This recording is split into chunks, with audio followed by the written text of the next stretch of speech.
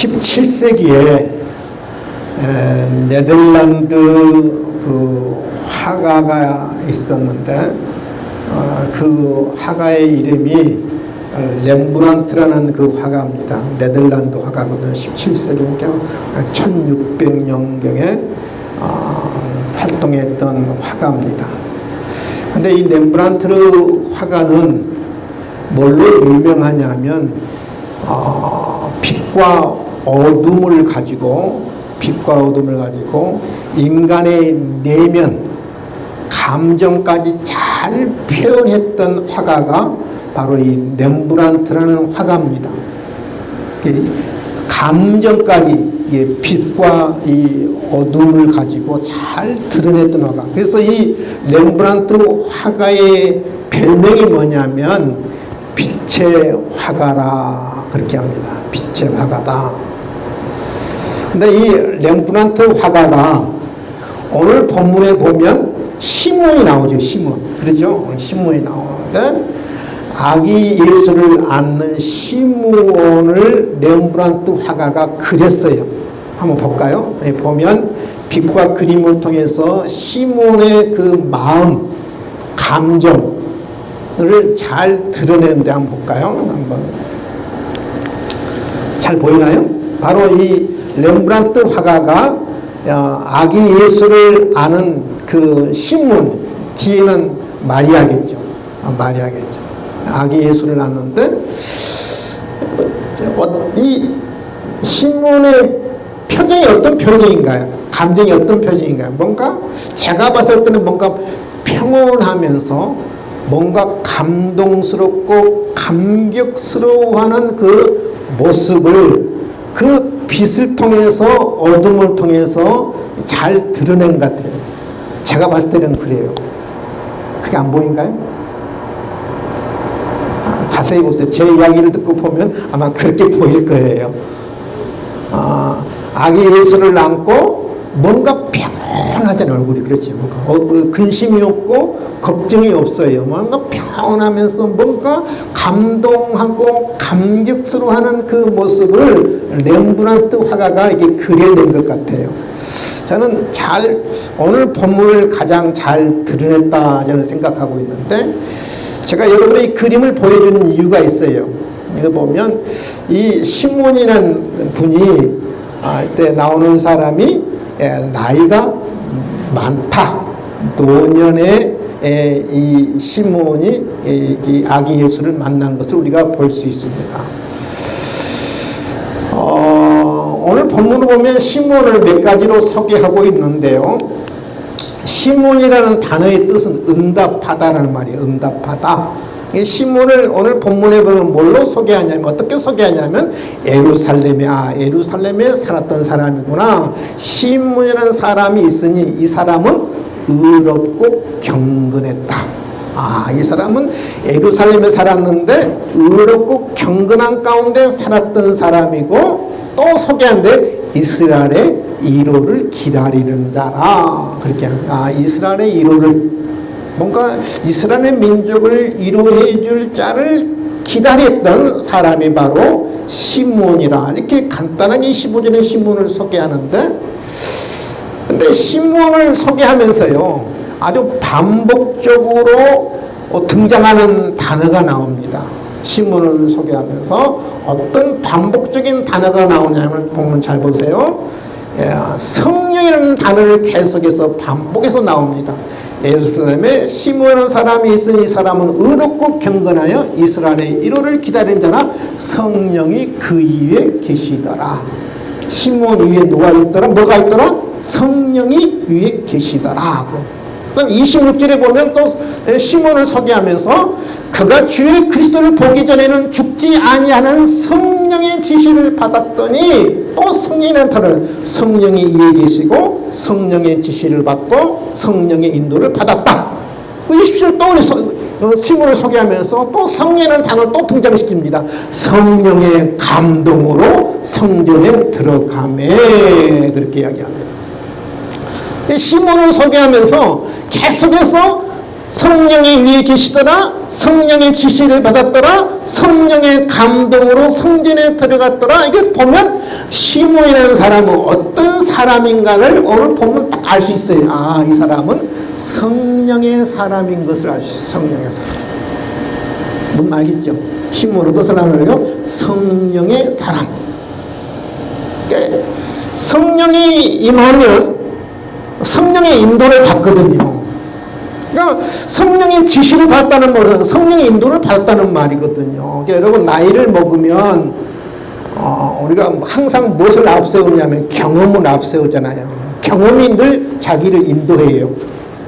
경험의 지시를 받아요. 나이를 먹으면. 근데 이 시므온이라는 사람은 뭐예요? 성령의 인도를 받거든요. 경험을 앞세우는 게 아니라 경험이 인도하는 게 아니라 뭐가 인도하는 거예요? 성령의 인도를 받습니다.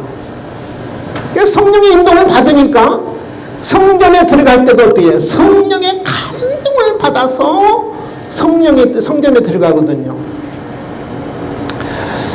성령의 어떤 지시를 받느냐면 특별히 26절에 보세요. 그리스도를 보기 전에는 죽지 아니하리라. 이 말은 무슨 말이야? 내가 죽기 전에 반드시 네가 기다린 메시아를, 이스라엘의 이로자를, 민족의 이로자를 내가 반드시 뭐하는? 본다는 말이에요. 성령의 지시를 받거든요. 시므온이 이 성령의 음성을 들었을 때 얼마나 여러분은 기뻤겠어요? 한번 생각해 보세요. 얼마나 기뻤겠어요? 그렇게 수백 년 동안 기다리던 이스라엘의 이로자, 이스라엘의 구원자를 기다렸는데 죽기 전에 본다는 거예요. 얼마나 기쁘고 얼마나 감동스럽고 얼마나 감격스러웠을까. 아마 성령의 감동을 받지 않는 사람은, 성령의 인도를 받지 않는 사람은 이런 지시를 받아, 이런 인도를 받아도, 이런 계시를 받아도 감동이 없죠. 근데 성령에 충만한 사람은, 성령의 사람은 이런 놀라운 계시를 받으면 감격하고 감사하고 기뻐하는 거거든요.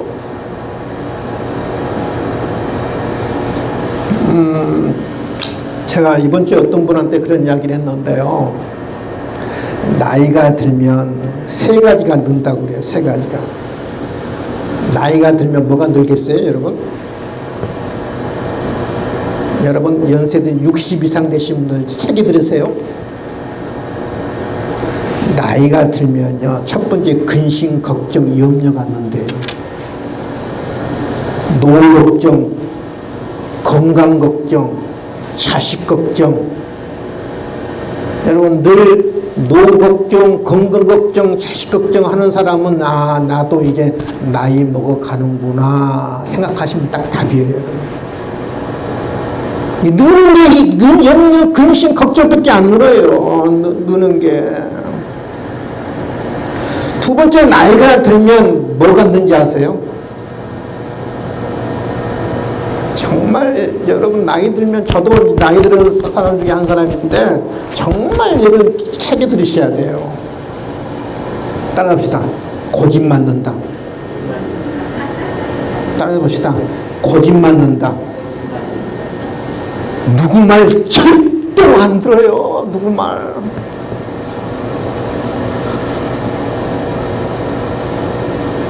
아니 징길 맞을 정도로 안 들어요. 누구 말은. 남편 말도 안 듣고 아내 말도 안 듣고 누구 말도 안 들어요. 여러분. 누구 말도 안 들어요. 고집만 늘어요. 고집만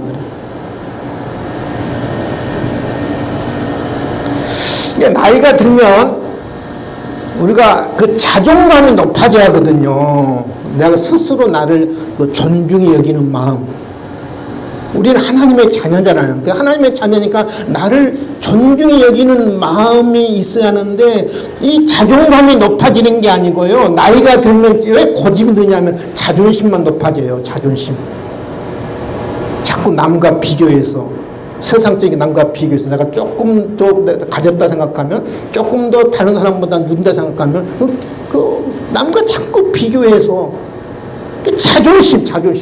자존심만 높아지기 때문에 절대 남한테 지기를 싫어해요. 여러분요. 여러분 주변에 어르신들 계시잖아요. 부모님 계시잖아요. 부모님들 여러분 한 50년, 60년 살았으면 이제 안 싸울만 하잖아요. 그러죠? 이제 맞추고 살만 하잖아요. 근데 어르신들 보세요. 제발 좀 같이 안 살았으면 좋겠어. 왜요? 아침부터 저녁까지 맨날 싸워. 그러잖아요. 이상하잖아요. 아니 60년, 50년 살았으면 이제는 맞출만 하잖아요. 그냥 외국 부모들 보세요.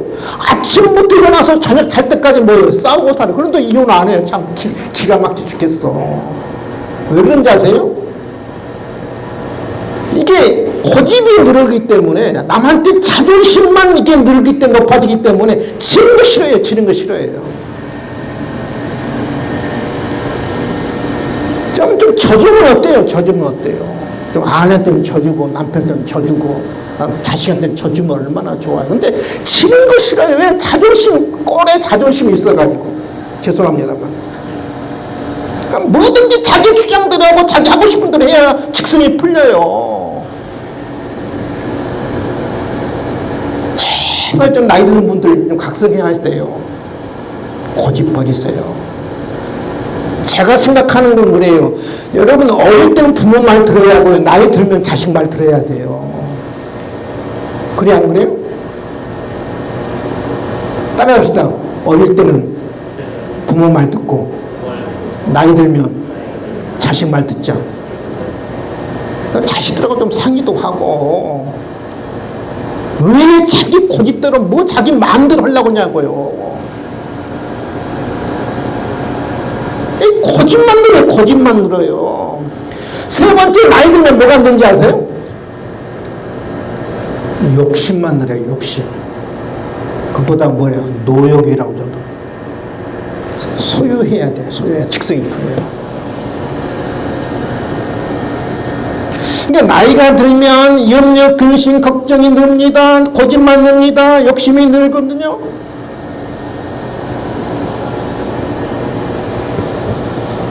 근데 여러분, 성령의 사람은 그런 사람이 아니에요. 성령의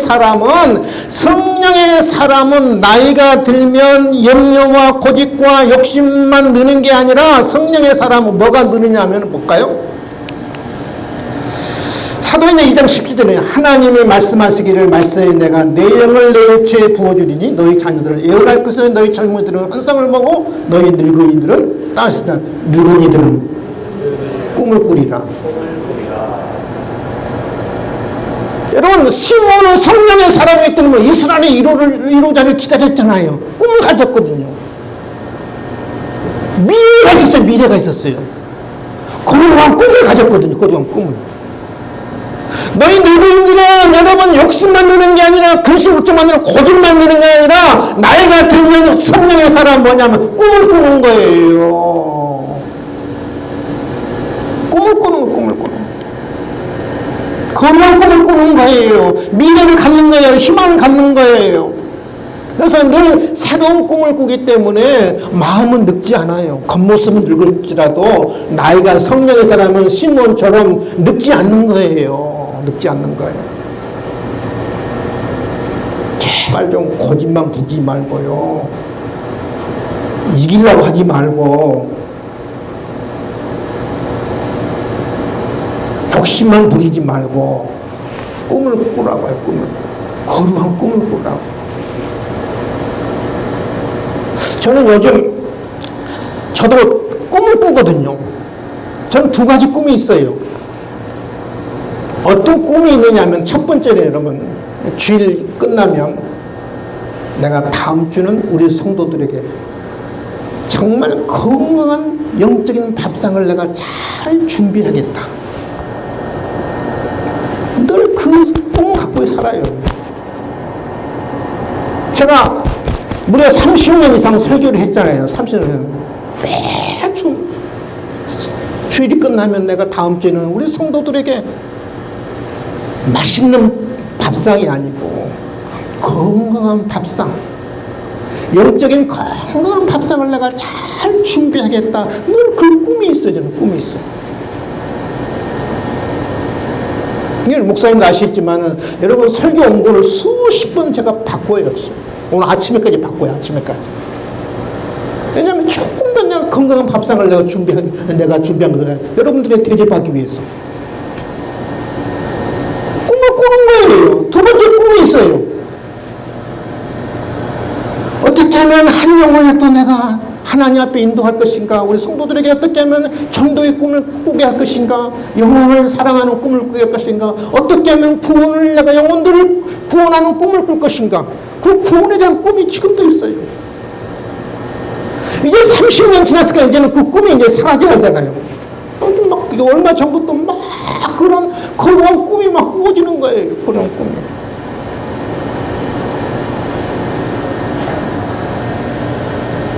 여러분, 성탄절은 잘 알다시피 성령의 사건이잖아요. 성령의 사건. 따라합시다. 성탄절은 성령의 사건이다. 볼까요? 마태복음 1장 18절부터 20절이죠. 성령으로 잉태된 것이 나타났더니 요셉과 약혼하고 동거하기 전에 성령으로 예수님이 잉태됐다. 그리고 천사가 요셉에게 말합니다. 내 아내 마리아 데려오기를 무서워하지 말라. 그에게 잉태된 자는 성령으로 된 것이라. 누가복음 1장 35절에 천사가 되어 성령이 내게 임하시고 지극히 높은 이의 능력이 너를 덮으시리니. 성탄절의 사건은 성령의 사건이거든요. 그래서 여러분, 성령이 내게 임하지 않으면, 성령의 감동이 없으면 성탄절의 의미를 몰라요. 죄송합니다. 왜 예수님이 이 땅에 오셨는지 그 성탄의 의미를 몰라요. 그 예수님이 이 땅에 오신 이유를 모르는 거예요.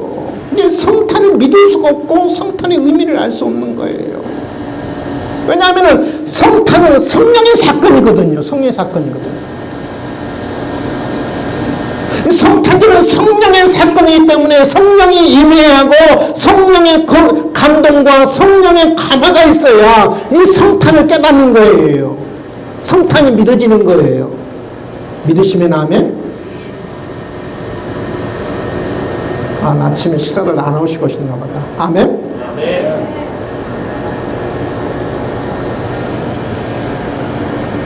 여러분 보세요.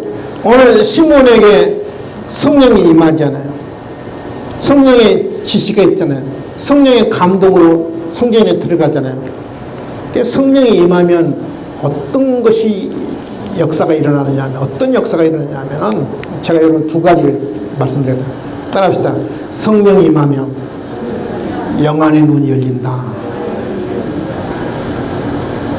영안의 눈이 열려져요. 성령이 임하기 전에는 우리는 무슨 눈만 떠, 육신의 눈만 떠진 거예요. 육신만. 영안의 눈이 열려져요.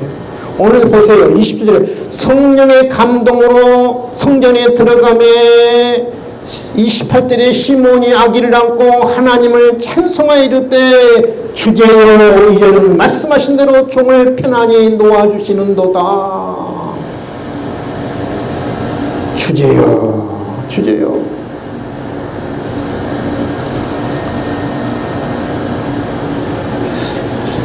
여러분 27절에 보세요. 성령의 감동으로 성전에 들어가면 마침 부모가 율법의 관례대로 행하고자 하여 율법의 관례대로. 여러분 율법의 관례라는 말은 유대인들은요 남자 아이가 태어나면 8일째 될 때 뭐예요? 할례를 해요. 할례. 남자에게 성기에 표피를 자르는 거죠. 할례를 하고 남자가 태어날 때 아이가 태어날 때 40일이 지나면 바로 율법의 관례라는 말은 무슨 말이냐면 40일이 지나면 부모가 어린아이를 성전에 데려가서 정결케 하는 의식을 해요. 그러니까 산모를 정결케 하는 의식을 하죠. 산모를 40일. 여자가 태어나면 80일 후에 정결케 하는 의식을 합니다. 성전에 들어가서 뭐를 하냐면은 번제를 드리고요. 그 다음에 속죄제를 드려요. 그것이 율법의 관례들이에요. 근데 예수님이 태어나서 40일째 되는 날 이 요셉과 마리아가 어디에 들어가냐면은 이 예루살렘의 성전에 들어가는 거예요. 그 정결케 하는 의식을 행하기 위해서 번제와 속죄제를 드리기 위해서 성전에 들어갔어요. 여러분 그때 생각해 보세요. 예루살렘의 성전에 정결케 하는 의식을 행하기 위해서 그러면 이 예수님, 어린 예수님만 들어갔느냐, 이 마리아만 들어갔느냐, 저는 최소 수십 명의 어린아이가 그 날 40일째 되는 날 부모가 어린아이를 안고 저는 성전에 들어갔다고 믿어요. 근데 여러분 생각해 보세요. 그 많은 어린아이들이 성전에 들어왔는데 시므온은 그 많은 아이들 가운데 딱 보면요, 예수님이 자기가 기다리던 그 이스라엘의 인도자인 것을 딱 깨닫는 거예요. 그 놀랍잖아요, 여러분. 그런 아기를 안고 하나님을 찬송하지요. 주제여, 온 세상을 다스리시는 하나님이시여, 말씀하신 대로 종을 편안히 놓아주시는도다. 주여, 이제 나는 죽어도 좋습니다. 이제 나는 죽어도 평안히 죽을 수 있습니다. 이 말이에요. 나는 이제 구원자를 봤으니, 메시아를 봤으니 이제 나는 행복합니다. 만족합니다. 이렇게 꼭 29절 그 고백이거든요. 왜냐하면 내 눈이 주의 구원을 보았사오니 그럽니다. 여러분, 영안이 눈이 찌기는 어떻게 고백할 수 있겠어요? 아기 예수를 보면서 내 눈이 주의 구원을 봤다는 거예요. 근데 내가 본 그 아기 예수가 이 31절에 그러죠. 만민 앞에 예비하시는 것이요, 모든 사람을 위해서 예비된 분이라는 거 아니겠습니까? 32절이 그럽니다. 이 어린 아기가 이방인에게 비추는 빛이요, 주의 백성 이스라엘의 영광입니다. 이방의 빛이라고 이스라엘의 영광입니다.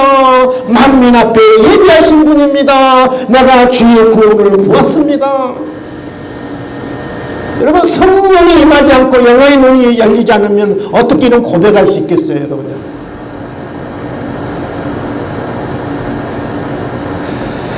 성령이 임하고 성령의 감동이 있어야 영의 눈이 열려서 예수님을 알 수 있는 거예요. 믿으시면 아멘. 여러분, 100년을 교회 나와보세요. 성령이 임하지 않으면 예수님에 대한 제대로 고백이 있는가 보세요. 예수님이 정말 나의 구원자이시고 이방인의 빛을 비치고 이스라엘의 영광인 것을 여러분 누가 알 수 있겠어요? 성령이 임해야 알 수 있는 거고, 성령이 임해야 알 수 있는 거예요. 성령의 역사 없으면 예수님을 알 수 없고 예수님을 고백할 수 없어요. 고린도서 12장 3절이 그러죠. 성령으로 아니고는 누구도 예수를 주시라 할 수 없느니라. 예수님을 주님이라, 나의 구원자라 할 수 없는 거예요. 뭐가 있어야 돼요? 성령이 임해야 돼요. 성령이 임해야 돼요. 여러분 안에, 여러분의 위에 성령이 저는 임한 줄 믿습니다. 아멘. 성령이 임해야 아기 예수가 나의 구원자이시고 생명이시고 영생이신 것을 알 수 있는 거예요. 그러니까 우리가 성탄절을 맞이할 때 어떻게 맞이하느냐, 성령의 감동으로 성탄절을 맞이해야 돼요. 성령의 감동. 그리고 성전에 들어갈 때 성령의 감동으로 성전에 들어가야 돼요. 내가 아기 이 땅에 찾아왔으니 아기 예수를 맞았던 성령의 감동 가운데 아기 예수를 내가 맞이해야 돼요. 아기 예수를 맞이해야 돼요. 성령의 역사가, 성령의 감동이 저와 여러분에게 있어지기를 주님의 이름으로 축원을 드립니다. 아멘. 성령이 임하면 두 번째 마지막입니다. 구원과 심판이 예수님에 대한 믿음에 달려있음을 압니다. 굉장히 중요한 말이에요. 따라합시다. 구원과 심판이 예수님에 대한 믿음에 달려있다. 우리 개역 개정은 이렇게 이야기합니다. 시몬이 그들에게 축복하고 그의 어머니 마리아에게 말하 이르되 보라, 이스라엘 중에 많은 사람을 패하게 하고 흥하게 하여 비방을 받는 표적이 되어 사용을 받았다. 근데 현대인의 성경을 보니까 조금 쉽게 좀 우리가 듣기 쉽게 번역을 했어요. 제가 현대의 성경을 제가 읽어드립니다. 조금 여러분 마음에 와닿을 거예요. 시몬은 그들에게 축복하고 요셉과 마리아와 예수님에게 축복하고 아기 어머니 마리아에게 이런 말을 하였다. 이 아기는 하나님이 세우신 자입니다. 이 아기는 누가 세웠다고요? 하나님이 세웠습니다. 많은 이스라엘 사람들은 이 아기를 믿지 않아 망하기도 하고 믿어서 구원을 받기도 할 것입니다. 많은 사람들이 왜 망하느냐, 왜 심판을 받느냐, 왜 지옥 가느냐, 왜 저주를 받느냐, 이 아기 예수를 뭐예요? 믿지 않아서 그러는 거예요. 근데 아기를 믿어서 어떤 사람들은 구원을 받기도 할 것입니다. 그래요. 이것을 이 놀라운 진리를 누가 깨닫느냐 하면은 성령이 임해야 이 놀라운 진리를 깨달아요. 여러분, 심판과 구원이 나의 선행이 있는 게 아니에요. 나의 착함이 있는 게 아니에요. 나의 봉사가 있는 게 아니에요. 여러분, 나의 열심이 있는 게 아니고요. 나가 하나님 앞에 충성이 있는 게 아니에요. 내가 착하게 살아서 구원받는다고요. 심판과 구원이 예수님에 대한 믿음에 달려있는 거예요. 내가 예수님을 나의 구원자로 고백하느냐, 하나님의 아들로 고백하느냐, 예수님을 단순히 선지자로 사람으로 그냥 도덕 군자로 내가 고백하느냐, 거기에 달려있는 거예요, 여러분요. 이게 누구만 이것을 알 수 있냐, 깨달을 수 있냐면 성령이 임해야 하는 거야. 성령이 임해야 아는 거예요. 성령이 임하지 않으면 이 놀라운 진리를 깨닫지 못하는 거예요. 제가 여러분 아무리 설명해도요 마음이 와닿지 않아요. 우리 구원과 심판이 하나님 앞에 있을 때 구원과 심판이 여러분의 착함이 있는 게 아니라니까, 여러분의 행동이 있는 게 아니라니까요. 여러분의 헌금이 있는 게 아니에요. 여러분 헌금하고 구원하고는 0.001도 관계가 없는 거예요. 여러분의 구원과 심판은 뭐냐면 예수님에 대한 믿음이 달려있는 거예요. 내가 예수님을 나의 구원자로 믿느냐 믿지 않느냐 여기 달려있는 거예요. 분명히 이야기하잖아요. 이스라엘 사람, 많은 이스라엘 사람들은 이야기를 믿지 않아 망하기도 하고 믿어서 구원을 받기도 할 것입니다. 이 제대로 예수님에 대해서 예언한 거거든요.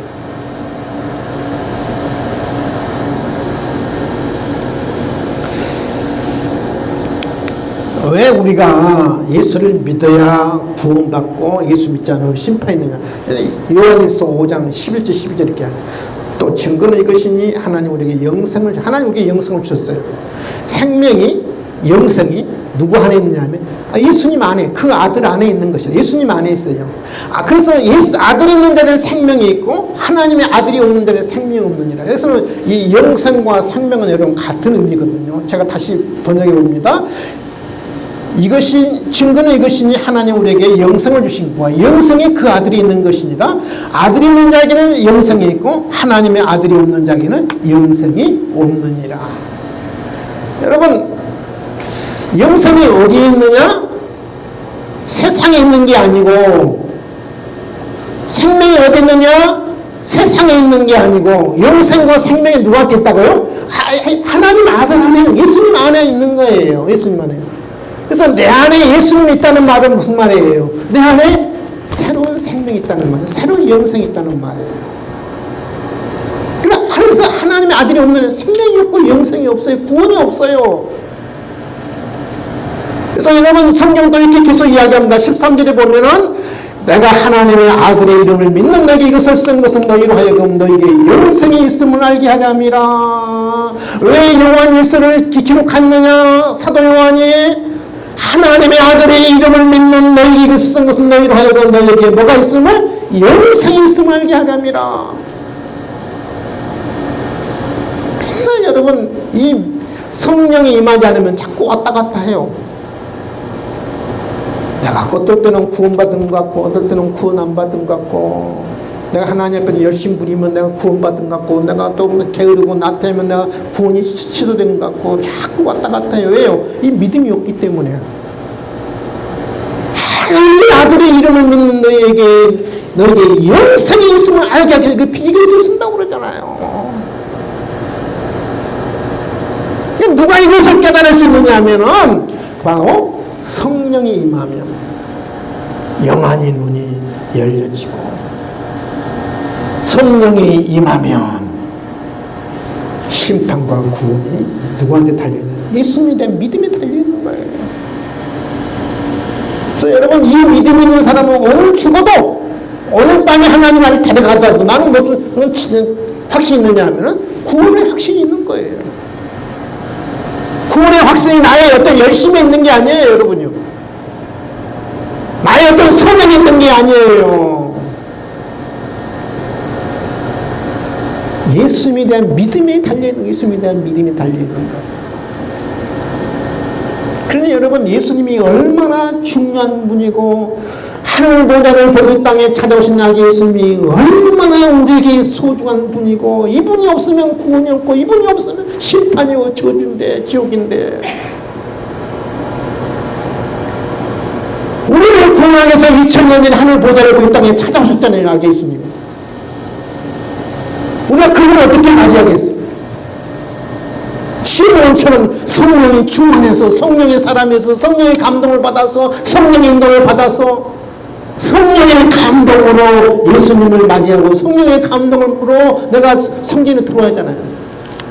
기쁜 마음으로, 감사한 마음으로, 들뜬 마음으로. 여러분, 늙으면 감정이 없어져요. 이 젊은 사람과 나이 먹은 사람 차이는 뭔지 아세요? 아름다운 꽃을 받아요. 젊은 사람들은요, 감격하고 감탄하고 막 그래요. 아, 너무 예뻐, 너무 예뻐, 말해요. 너무 예뻐, 너무 예뻐. 아기를 봐도, 애들 봐도, 저 이렇게 귀엽니, 귀엽니, 이렇게 그래요. 나이를 먹으면, 무덤되면, 응? 꽃을 봐도, 응? 감동이 없어, 감정이 없어요. 감정. 아름다운 자연을 봐도 감탄사가 없어요. 감탄사가 없어요. 왜냐하면 늙어서 그래, 늙어. 마음이 늙으면. 이 마음이 굳어버리거든, 마음이. 욕심만 생기고, 꼬집만 불고.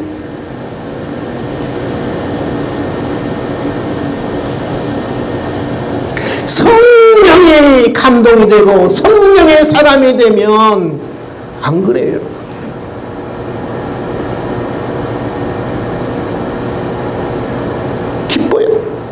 감사해요. 아름다운 자연을 봐도 그냥 감사해요. 자그마한 어떤 일을 보고도 내가 감사해요. 내가 걷는 것 봐도 감사해요. 내가 건강에 밥만 잘 먹는 것도 감사해요. 내가 아름다운 세상을 보는 것만 봐도 내가 감사해요. 내가 숨 쉬는 것마다 감사해요. 뭐 큰 것 때문에 감사한 게 아니에요. 다 모든 게 감사해요. 감사해요. 이번 주에 어떤 목사님이 저한테 감사 노트를 이렇게 저한테 주더라고요. 우리 교회도 한번 적용해보라고. 저는 필요가 없어요. 저는 매 감사하거든요. 이것도 감사, 저것도 감사. 아침에 눈 떠서 기도하면 99% 감사밖에 없어요. 하나님 이것도 감사하고 저것도 감사하고. 하나님 내가 아픈 것도 감사하고요. 내가 힘든 일을 만나고 감사하고요. 왜냐하면 힘든 일 때문에 내가 겸손해질 수 있잖아요. 하나님 앞에 매달릴 수 있잖아요. 좋은 일만 있어서 감사한 게 아니에요. 그것 때문에 겸손할 수 있고, 그것 때문에 하나님 앞에 하나님 의지할 수 있고, 하나님 매달릴 수 있기 때문에 내가 감사한 거예요. 감사한 거예요. 성령의 사람이 되면 이렇게 시몬처럼 찬송하고 감사하고 감격하고, 성전에 들어갈 때도 그냥 마음이 일단 다 죽어가지고 그냥 다 굳어가지고 그런 게 아니고 감동 가운데 성전에 들어가는 거예요. 성령의 사람. 말씀 정리합니다. 이 땅에 찾아오신 우리 아기 예수를 어떻게 맞이할까? 시몬처럼 성령의 사람이 돼서 성령이 임하고 성령의 인도를 받고 성령의 감동 가운데 아기 예수를 감격 가운데 맞이할 수 있기를 주님의 이름으로 축원을 드립니다. 기도하겠습니다. 하나님 아버지, 감사와 찬송과 영광을 올려드립니다. 하나님, 우리가 늙어도 하나님, 우리가 욕심만 느는 게 아니고 고집만 느는 게 아니고 염려만 느는 게 아니고 시므온처럼 성령이 사람이 되어서 영원의 눈을 열리고 감사하고 기뻐하고 찬송하는 그 아기 예수를 우리가 성령의 감동으로 아기 예수를 맞이하는 믿음의 사람들 될 수 있도록 축복해 주시옵소서. 감사하며 예수님의 이름으로 기도하옵나이다. 아멘.